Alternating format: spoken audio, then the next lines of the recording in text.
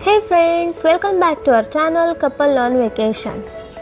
तो आज हम बात करेंगे एक ऐसे स्मारक की जिसका कंस्ट्रक्शन 1911 में शुरू हुआ था, जिसके झरोखे ग्वालियर से मंगवाए गए थे, जो पीले कलर के बेसॉल्ट रॉक से बनाया गया है, जो अंग्रेज़ों का भारत से विदाई का प्रतीक बना और महात्मा गांधी जी का भारत लौटने का रास्ता। ये है मुंबई का most attractive and historical place, gateway of India.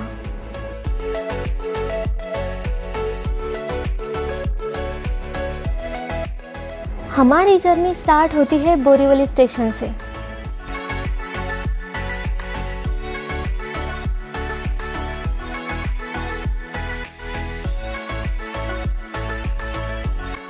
हम लोग फटाफट बोरीवली स्टेशन पहुंचे। टिकट काउंटर पर बहुत भीड़ थी। चर्च गेट स्टेशन का टिकट निकाला और आ गए प्लेटफॉर्म नंबर 2 पे। लोकल पकड़ी और निकल पड़े अपने सफ़र पे। तो वीडियो स्टार्ट करने से पहले क्या आप बता सकते हैं गेटवे ऑफ इंडिया ज़्यादा पुराना है या ताजमहल होटल? जल्दी कमेंट कीजिए।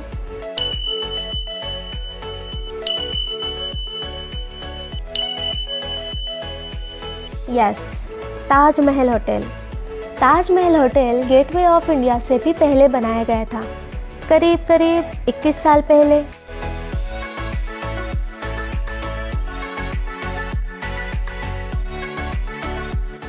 हम लोग पहुंच गए चर्च गेट स्टेशन।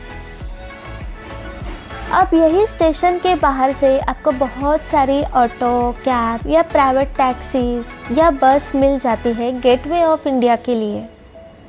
हमने बस से जाने का डिसाइड किया।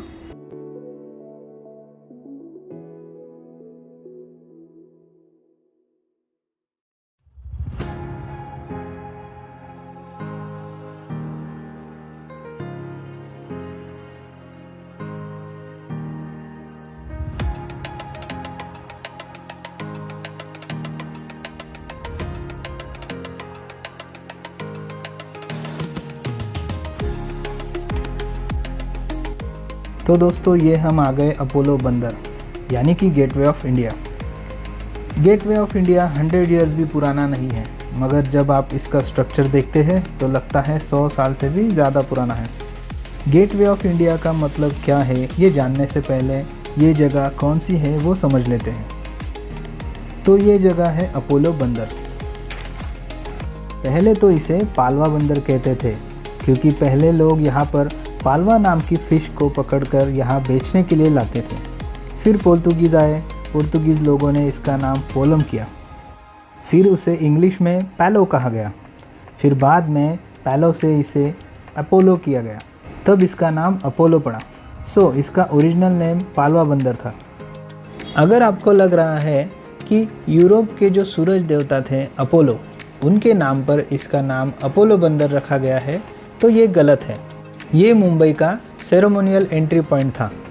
मतलब जब कोई इम्पोर्टेंट पर्सन मुंबई आते थे तो वो यहीं से आते थे। लाइक कोई गवर्नर हो या फिर कोई शाही घराने के लोग या प्रिंस या प्रिंसेस, ये सभी लोग यहीं से आते थे। उसी तरह यहाँ पर स्पेशल जेट्टी भी थी। इस जेट्टी का नाम अलग अलग समय पर अलग अलग था। अपोलो बंदर, वेलिंगटन पियर, अब इसे गेटवे ऑफ इंडिया कहते हैं। गेटवे ऑफ इंडिया के अलावा यहाँ पर और भी कई सारी घूमने की जगहें हैं। यहाँ पर है मुंबई महानगर पालिका गार्डन। वहाँ पर छत्रपति शिवाजी महाराज का स्मारक बनाया गया है। इसकी स्थापना 26 जनवरी 1961 में हुई, जब बॉम्बे का मुंबई हुआ। बट उससे पहले ब्रिटेन के राजा और imperial of India king George V, जो भारत में आए पहले ब्रिटेन के राजा थे, उनका स्मारक यहाँ पर था। जब उनका स्मारक दूसरी जगह पर रखा गया, तब छत्रपति शिवाजी महाराज का स्मारक यहाँ लगाया गया। दोस्तों, इसी स्मारक के पीछे एक फाउंटेन दिखाई देगा। उसका नाम विकेट फाउंटेन है। जिन्होंने इसका आर्किटेक्ट किया, उनका नाम था जॉर्ज विकेट। उन्हीं के नाम पर इस फाउंटेन का नाम रखा गया, विकेट फाउंटेन। पूरे मुंबई में ये एक ऐसा संगमरमर का फाउंटेन है जो ऐसे पब्लिक प्लेस में दिखाई देता है। उसी के साथ साथ आपको यहाँ एक ब्लैक स्टोन बोर्ड दिखता है। जब महात्मा गांधी जी 9 जनवरी 1915 में साउथ अफ्रीका से इंडिया वापस आए, उस बात को 100 ईयर्स कंप्लीट होने के पर्व पर इस स्टोन को 9 जनवरी 2015 में लगाया गया। जब महात्मा गांधी जी इंडिया वापस आए, उसी दिन से भारतीय वापसी दिवस यानी कि NRI डे सेलिब्रेट किया जाता है। उसी के बाजू में स्वामी विवेकानंद जी का स्मारक है, क्योंकि स्वामी विवेकानंद जी इसी अपोलो बंदर से शिकागो गए थे। वहाँ पर उन्होंने उनकी सबसे फेमस स्पीच दी थी। इसी की याद में उनका स्टैचू यहाँ लगाया गया है।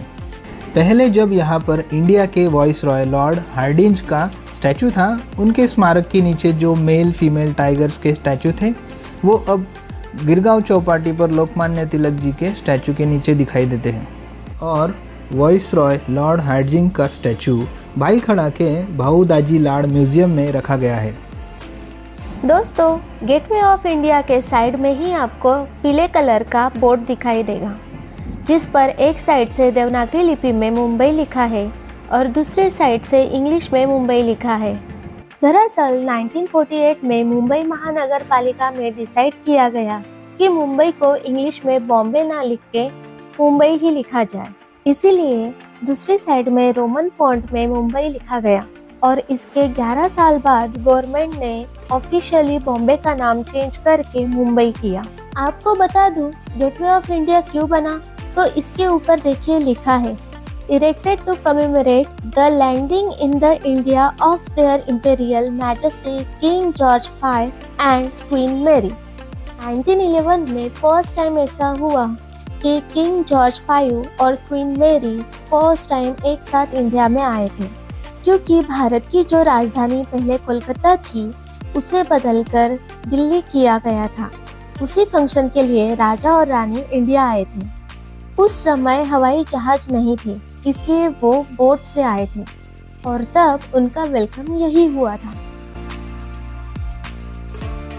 आपको लग रहा होगा कि वो आए तब गेटवे ऑफ इंडिया बना होगा, पर नहीं। तब ताजमहल जैसा दिखने वाला प्लास्टर ऑफ पेरिस का एक टेम्पररी स्ट्रक्चर राजा और रानी के स्वागत के लिए बनाया गया था। उसके बाद उसे तोड़ा गया और फिर किंग और क्वीन की विजिट की याद में 1924 में गेटवे ऑफ इंडिया को बनाया गया। आपको पता है 10 साल से भी ज़्यादा समय लगा इसे बनाने में। इस गेटवे ऑफ इंडिया को जॉर्ज विटेट नाम के आर्किटेक्ट ने डिज़ाइन किया था। ये स्ट्रक्चर बेसाल्ट रॉक से बनाया है, जो जॉर्ज विटेट का पसंदीदा पत्थर था। वहाँ ऊपर स्ट्रक्चर के बीच में आरसीसी का काम किया हुआ दिखाई देता है। उस टाइम में आरसीसी एक नई टेक्निक थी जो यूज़ की जाती थी। गेटवे ऑफ इंडिया का डिज़ाइन भले ही जॉर्ज विटेट ने किया हो, लेकिन इसका construction Indian engineer Rao Bahadur Yashwantrao Desai इन्होंने किया था। और सबसे इम्पोर्टेंट बात, भारत की आज़ादी के बाद 28 फरवरी 1948 को आखिरी ब्रिटिश टुकड़ी को यही से विदा किया गया था। गेटवे ऑफ इंडिया घूमने के बाद हम यहाँ से बाहर निकल गए और ताज होटल के रास्ते पर आए। यहाँ बीच में आपको एक खाओ गली मिलती है, जहाँ पर छोटा मोटा स्नैक्स मिल जाता है, जैसे भेलपुरी, कॉर्न चाट, कुल्फी, पानी पूरी बोतल वगैरह वगैरह।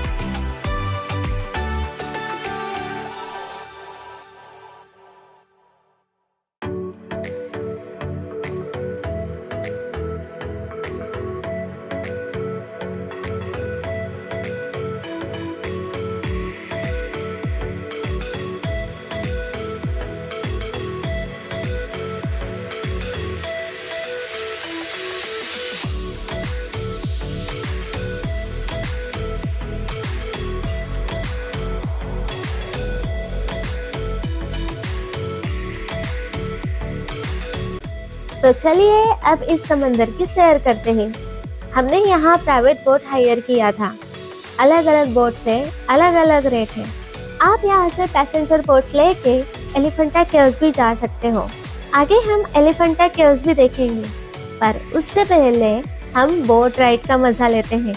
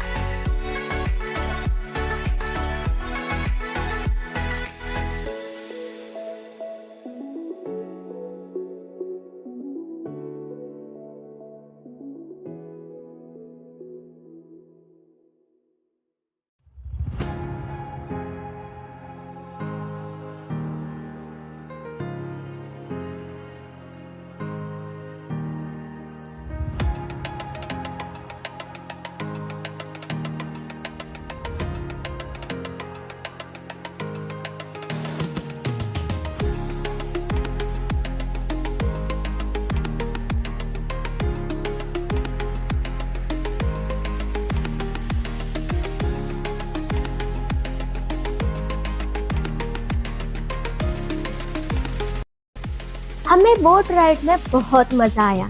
इन्होंने बहुत अच्छे से घुमाया। समंदर में दूर से ही देखने पर gateway of India, Taj hotel, Oberoi hotel बहुत ही खूबसूरत दिखाई देते हैं। अगर आप भी यहाँ आते हैं तो बोट राइड का मजा जरूर लें। तो दोस्तों, ये था हमारा गेटवे ऑफ इंडिया। आप भी यहाँ जरूर विजिट कीजिए। वीडियो कैसा लगा कमेंट में जरूर बताइए। मिलते हैं नेक्स्ट वीडियो में, तब तक के लिए टेक केयर, बाय बाय।